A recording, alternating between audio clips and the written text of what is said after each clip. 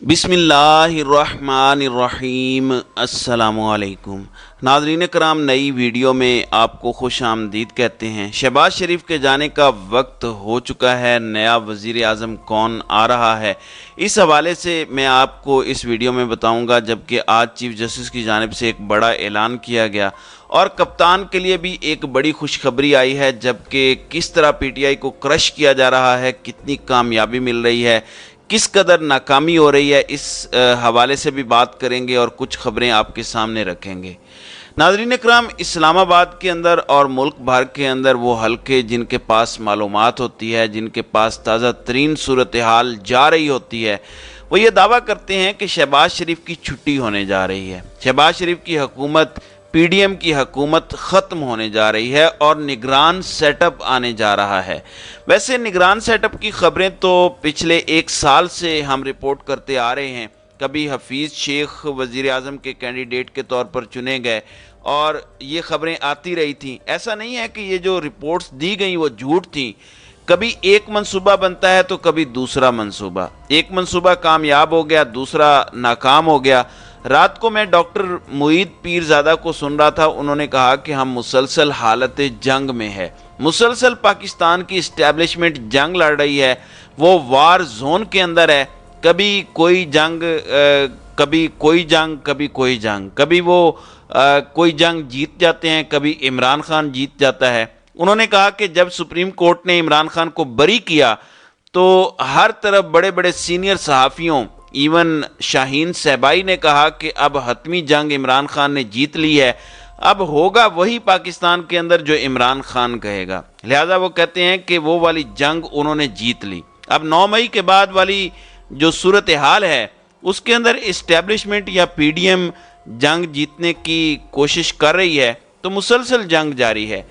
तो खबरें ठीक होती हैं लेकिन कभी कोई मंसूबा पूरा नहीं हो पाता। अब क्या मंसूबा है? मोहसिन बेग को जो लोग जानते हैं उन्हें अच्छे से पता है कि मोहसिन बेग किन का बंदा है, किन के साथ उसकी तस्वीरें वायरल हैं, किन के साथ वो उठता बैठता है।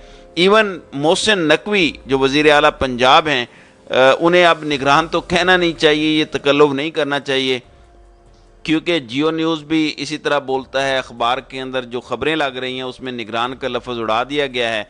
तो हम भी ये अल्फाज ना इस्तेमाल करें तो बेहतर है, क्योंकि निगरान वज़ीर आला तो 90 दिन के लिए होता है और वो मुद्दत गुजर चुकी है।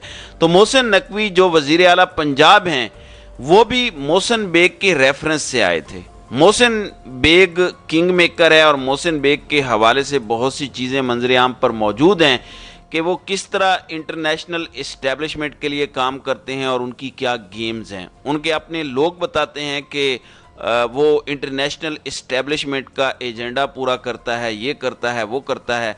आपने देखा कि पुलिस जब मोहसिन बेग को गिरफ्तार करने गई तो उन्होंने पिस्तौल निकाल लिया और उन्हें किसी चीज़ की परवाह नहीं है। और हमारे मौजूदा चीफ के भी वो बड़े करीबी हैं।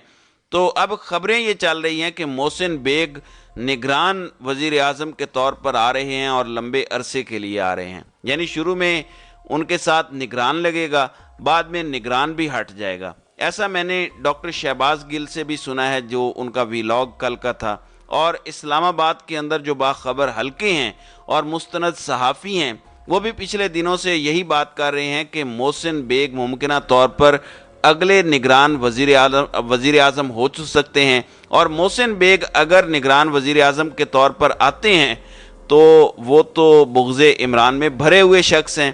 पहले मोहसिन बेग इमरान खान के बड़े करीब थे। मोहसिन बेग वो शख्स है जिसे बिना इजाज़त इमरान खान के पास जाने और किसी भी इजलास में बैठने की इजाज़त थी, लेकिन बाद में लड़ाई हो गई, झगड़ा हो गया, मोहसिन बेग ने पिस्तौल निकाल ली। वो जो सारी एपिसोड हुई वो आपको पता है। अब अगर मोहसिन बेग आ जाते हैं तो वो तो इमरान खान को अपना दुश्मन समझते हैं और वो खुलकर इमरान खान पर तनकीद करते हैं। और जिस तरह मोहसिन नकवी हैं, उसकी दूसरी जो शक्ल है, बल्कि उससे बदतर शक्ल जो है, वो मोहसिन बेग है। अब ये प्लान नाकाम होता है या कामयाब होता है, ये तो आगे पता चलेगा। दूसरी जानिब राना सनाउल्लाह की रात को तबीयत बिगड़ गई, तबीयत उनकी ख़राब हो गई फैसलाबाद के अंदर, और ख़राबी सेहत के बायस राना सनाउल्लाह को हस्पताल मुंतकिल किया गया। हस्पताल ज़राए के मुताबिक राना सनाउल्लाह को گزشتہ رات ہائی بلڈ پریشر کے باعث FIC منتقل کیا گیا۔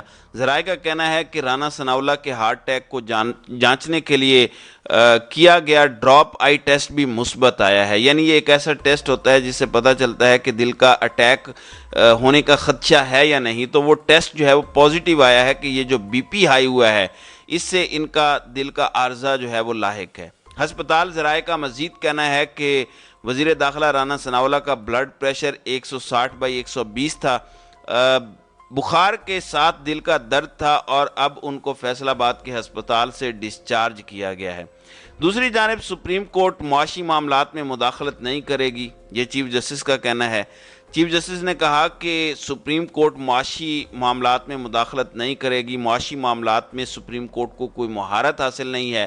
سپریم کورٹ کراچی رجسٹری کے KESC کی نجکاری کے خلاف جماعت اسلامی کی درخواست پر سماعت ہوئی۔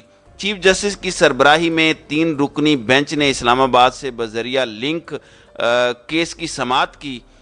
چیف جسٹس اطہر من اللہ کا کہنا تھا کہ یہ پالیسی میٹر ہے، اس کا دائرہ اختیار یہ کورٹ تو نہیں، میرے خیال سے پہلے مناسب فورم پر جانا چاہیے۔ جسٹس عائشہ ملک کا کہنا تھا کہ اب تو ادارے کی نجکاری ہو چکی ہے اور ادارہ طویل عرصے سے کام کر رہا ہے، تو چیف جسٹس نے واضح پیغام دیا کہ ہم اپنی ڈومین میں رہ کر کام کریں گے اور حکومت اپنی ڈومین میں رہ کر کام کرے، آپ ہم پر تنقید نہ کریں، ہم آپ کے راستے میں روڑے نہیں اٹکائیں گے۔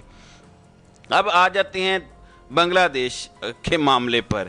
وہ بنگلہ دیش، وہ بنگالی ہمارے بھائی جو ہم سے جدا ہو گئے ہماری غلطیوں کی وجہ سے، ہماری عیاشیوں کی وجہ سے، ہماری پالیسیوں کی وجہ سے، ہماری طرف سے بدماشی کی وجہ سے، اور وہ بنگالی جن کو ہم انسان ہی نہیں سمجھتے تھے، اس پر بہت سارے لوگوں نے کتابیں لکھی ہیں اور حقائق بیان کیے ہیں۔ جنرل شاہد عزیز کی بھی ایک کتاب ہے، یہ خاموشی کب تک، اس میں بھی وہ کہتے ہیں کہ سچ تو یہ ہے کہ ہم نے کبھی بنگالیوں کو سینے سے نہیں لگایا اور نہ ہی انہیں اپنا بھائی سمجھا، نہ ان کو انسان سمجھا۔ آج وہ بنگلہ دیش جو ہم سے الگ ہوا تھا اور ہمیں یہ پڑھایا گیا تھا کہ وہ غدار ہیں، وہ کہاں پہنچ گئے۔ جیو نیوز کی یہ خبر ہے، وہ جیو نیوز جو اس وقت گورنمنٹ اور طاقتوروں کو جو ہے وہ اننے واہ سپورٹ کر رہا ہے۔ کہتے ہیں کہ بنگلہ دیش نے معیشت کے ہر شعبے میں پاکستان کو پیچھے چھوڑ دیا۔